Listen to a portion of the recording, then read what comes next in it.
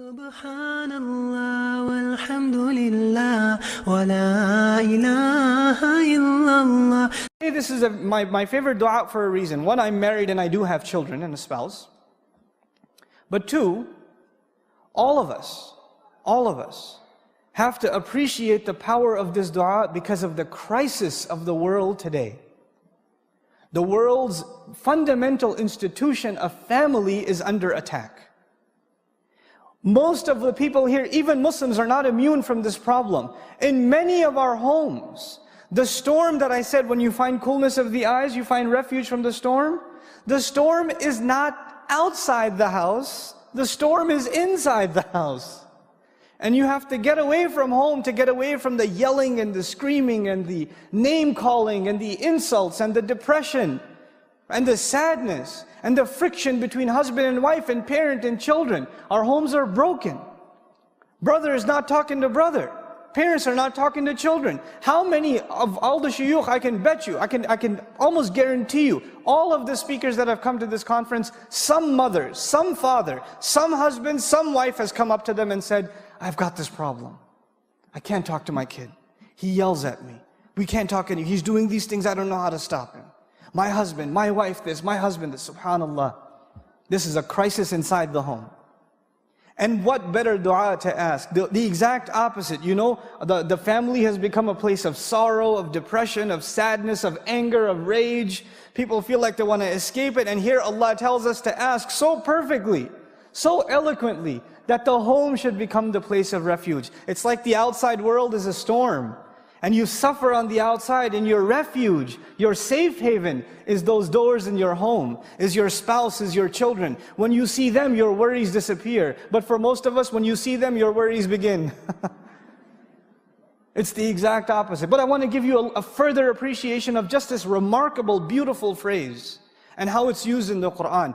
I want to explain this feeling to you that Allah wants us to have with our families. There's some more elaboration of those feelings. You know, some of the strongest emotion that exists in human existence, the strongest emotion I can think of is the emotion a mother feels for her child.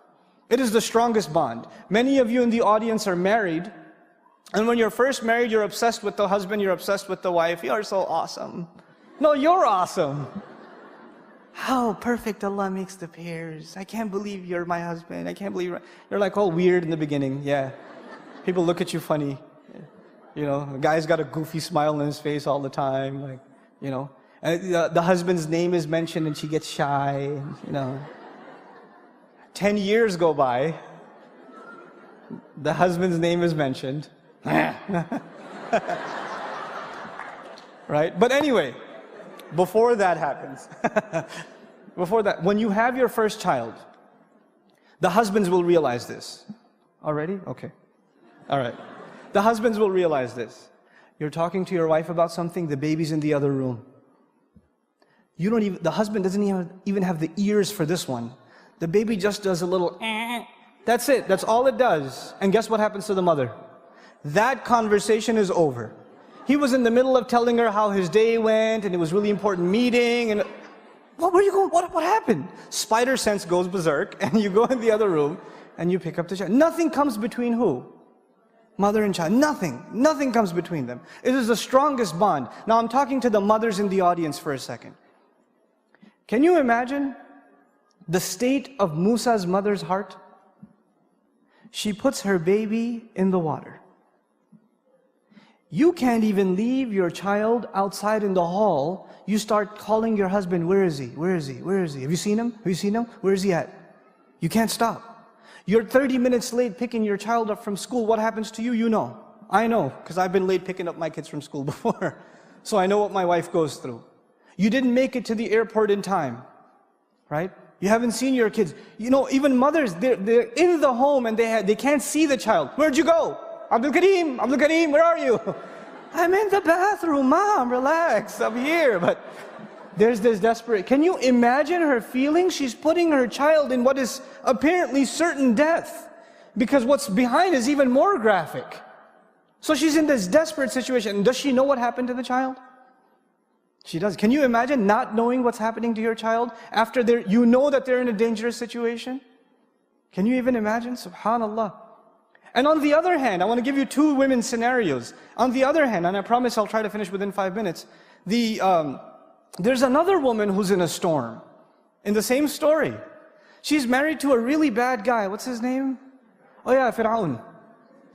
And you know, sometimes women are in a difficult domestic situation, and usually in a society like ours, you can call the domestic hotline, you can call the cops if there's abuse, whatever. Now, we don't know if there's physical abuse, but the Quran certainly indicates psychological abuse, so much so that she has to ask for rescue, right? She's in this terrible marriage, and she can't even call the cops. Well, why not? Because he owns the cops. She can't complain to the government, because he is the government.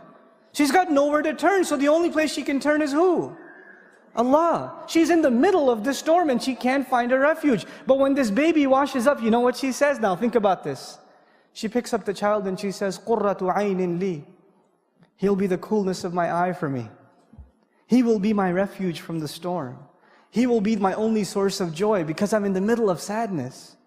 She's with this child, this motherless woman, this childless woman is with this child now, and all of a sudden all her problems disappear. That's her first reaction to this child. Subhanallah. And on a separate note, she said, Li walak, and that I won't discuss with you, but she separated herself from Fir'aun even in that. He'll be the coolness of my eye for me and even for you. Even to Fir'aun. But she didn't say for us, because she doesn't even associate herself with him. Subhanallah, radiallahu anha. Now, one more thing. One last thing. Just about this coolness of the eyes. And why this dua is so beautiful and powerful and eloquent. You know, when a mother has lost her child, which in this case she has, and she is reunited with her child. Can you imagine the feeling of a mother whose child was lost and then she was reunited with it? Can you imagine the tears of happiness? Can you imagine that emotion? Now understand how Allah describes that emotion. Allah tells His favor to Musa alayhi salam. He says, فَرَجَعْنَاكَ إِلَىٰ أُمِّكَ كَيْ تَقَرَّ عَيْنُهَا وَلَا تَحْزَنْ. So we returned you to your mother, so her eyes could become cool. So her eyes would, Allah is describing the most amazing joy, the most amazing relief, the most indescribable feeling in the heart of a mother. And what expression does He use? The coolness of the eyes, to depict that powerfully.